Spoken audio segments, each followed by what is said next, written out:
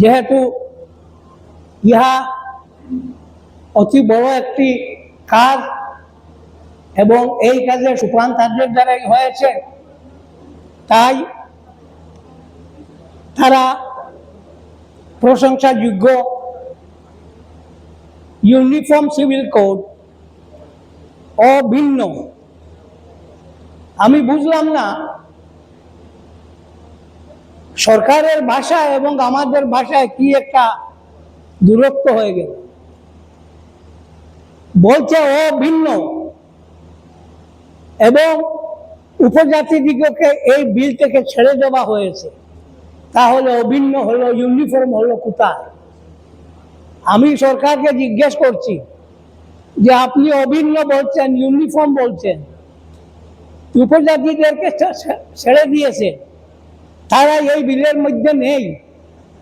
সুতরাং তারা যখন নেই, সমস্ত মানুষের জন্য নয়, তাহলে বোঝা গেল শুধু মুসলমানকে টার্গেট করে এই অভিন্ন দেওয়ানি আইন বা ইউনিফর্ম সিভিল কোডের প্রতারণা করা হয়েছে। এই অভিন্ন সিভিল কোড বা ইউনিফর্ম সিভিল কোড ভারতে কোনো অবস্থায় লাগু হবে না। আমরা এর তীব্র প্রতিবাদ করছি, কারণ মুসলমানদের মধ্যে এবং উত্তর ভারতে নিজের বোনের মেয়ে বাগ্নিকে বিবাহ করা হারাম, কিন্তু দক্ষিণ ভারতে নিজের মেয়ে বাগ্নিকে বিবাহ করা অত্যন্ত পুণ্যের কাজ। তাহলে অভিন্ন ইউনিফর্ম হলো কোথায়? পারবে কি এসব এই জায়গায় রাখতে? নিশ্চয়ই না। তো যাক, ভারতের 21তম আইন কমিশন 2018 সালে দীর্ঘ গবেষণার পর স্পষ্টভাবে জানিয়েছিল যে বর্তমান পরিস্থিতিতে দেশে অভিন্ন দেওয়ানি বিধি প্রয়োজনীয় নয় এবং কাম্যও নয়। 2018 সালে সরকার দেশের সর্বোচ্চ আইন বিশেষজ্ঞদের সেই গবেষণালব্ধ মতামতকে সম্পূর্ণ উপেক্ষা করে কেবল নিজেদের রাজনৈতিক এজেন্ডা বাস্তবায়নের জন্য এই আইন চাপিয়ে দিচ্ছে, যা সম্পূর্ণ অগণতান্ত্রিক। আমরা এর তীব্র প্রতিবাদ করি। কোনো অবস্থায় ইউসিসিকে আমরা মানতে পারি না। ইউসিসিকে আমরা মানতে পারি না এবং মানব না।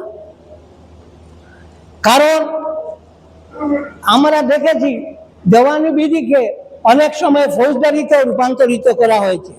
উত্তরাখণ্ডের মতো প্রস্তাবিত ইউসিসি মডেলে দেখা গেছে বিবাহ বা তালাক সংক্রান্ত সরকারি নিয়ম অমান্য করলে বা সময় মতো নিবন্ধন না করলে তাকে ফৌজদারি অপরাধ হিসাবে গণ্য করার বিধান রাখা হয়েছে। তাহলে ইউনিফর্ম সিভিল হলো কি করে? ইউনিফর্ম সিভিল কোড হলো কি করে? ফৌজদারি যখন এসে গেল তখন ইউনিফর্ম সিভিল কোড হলো কি করে? এর ফলে মুসলিম পরিবারগুলোকে অকারণে পুলিশি হয়রানি বা আইনি পেছে ফেলার একটি হাতিয়ার তৈরি হবে। সুতরাং আমরা দেখি যে সরকার মূল উদ্দেশ্য হলো মুসলমান দিগকে অসুবিধায় ফেলা এবং মুসলমানদের ধর্মীয় স্বাধীনতাকে হনন করা, যা আমাদের আল্লাহ প্রদত্ত গিভেন বাই গড, আল্লাহ প্রদত্ত আমরা যা পেয়েছি তাকে নষ্ট করার একটা অপচেষ্টা করা হচ্ছে। আমরা মুসলমানরা তা কোনো সময়ও মানব না। ইসলামে বিবাহ বা নিকাহ হলো একটি ধর্মীয় চুক্তি, যা ইজাব প্রস্তাব, কবুল, সম্মতি, দেনমোহর, মোহর এবং সাক্ষীর মাধ্যমে সম্পন্ন হয়। ইউসিসি চাপিয়ে দেওয়া হলে এই ধর্মীয় নিয়মের বদলে একটি ধর্ম নিরপেক্ষ সরকারি কাঠামোর অধীনে বিবাহ ও তার শর্তাবলী পরিচালিত হবে। এর ফলে শরীয়ত অনুযায়ী বিবাহ সম্পন্ন করার অধিকার পূর্ণ হবে। সুতরাং ইসলাম যা দিয়েছে এটা ঠিকই দিয়েছে এবং অতি সুন্দরভাবে দিয়েছে, এবং এই ইসলামকে রেকটিফাই করার জন্য যারা অপচেষ্টা করছেন তাদেরকে আমরা বলছি যে আপনারা এই চেষ্টা থেকে বিরত থাকুন, করবেন না। ইসলাম মেয়েদেরকে যা দিয়েছে তা দিয়েছে। আমাদের মুফতি সাহেব বলছেন যে আমি মেয়েদিগকে অনেক কিছু দিয়েছি, কি দিয়েছো? এখন পর্যন্ত তোমার ধর্মে মেয়েদের কোনো দেনমোহরানা নাই, দেনমোহর বা মোহর নাই, আমাদের তো মুসলমানদের মধ্যে আছে। সুতরাং তুমি দিবে কি? আমরা তো দেওয়াই আছে। সুতরাং আমরা দেখেছি খুব ভালোভাবে যে সরকার তার উদ্দেশ্য হলো মুসলমান দিগকে কষ্ট দেওয়া, এবং মুসলমান দিগকে কষ্ট দিয়ে তাদের স্বাধীনতা হরণ করা হইল মূল। ভারতের সংবিধানের 25তম অনুচ্ছেদ অনুযায়ী নিজ ধর্ম পালনের অধিকার একটি মৌলিক অধিকার। মৌলিক মুসলিম পার্সোনাল ল সরাসরি কোরআন ও সুন্নাহর উপর নির্ভরশীল। এটি মানুষের তৈরি কোনো সাধারণ প্রথা নয়। এই আইন বাতিল করে জোরপূর্বক ইউসিসি চাপিয়ে দেওয়া মানে একজন মুসলিমকে তার ধর্মীয় জীবনযাপন থেকে আইনিভাবে বাধা দেওয়া, যা সাংবিধানিক অধিকারের চরম লঙ্ঘন। সুতরাং যেদিকেই যাওয়া যায় দেখা যায় যে এই ইউসিসি দিয়ে সরকার আমাদের মধ্যে একটা বিভ্রান্তির সৃষ্টি। ভারত বিভিন্ন ধর্মাবলম্বীর দেশ, বিভিন্ন সংস্কৃতির দেশ, বিভিন্ন সংস্কৃতির দেশ, বিভিন্ন ধর্মের দেশ, বিভিন্ন ভাষার দেশ। মুসলমানদের বহু বিবাহ শুধু মুসলমান নিয়ে এত বেশি কেন? মুসলমানদের বহু বিবাহ যদি হয় তাহলে it is illegal way, it is not LC. তো তোমাদের মধ্যে তো উপপত্তির যথেষ্ট প্রমাণ আছে, মুসলমানদের মধ্যে তো তা নেই। তাহলে শুধু এই মুসলমানদের বহু বিবাহ দিয়ে মুসলমানদেরকে প্রতিষ্ঠিত করার, মুসলমান দিগকে আসামি করার চেষ্টাটা অত্যন্ত দুঃখজনক। সুতরাং আমরা ইউজিসি যা সরকার দিয়েছে এবং কমন বলছে, কমন নয়, সরাসরি ছেড়ে দেওয়া হয়েছে উপজাতি দিগকে। কমন হলো কি করে?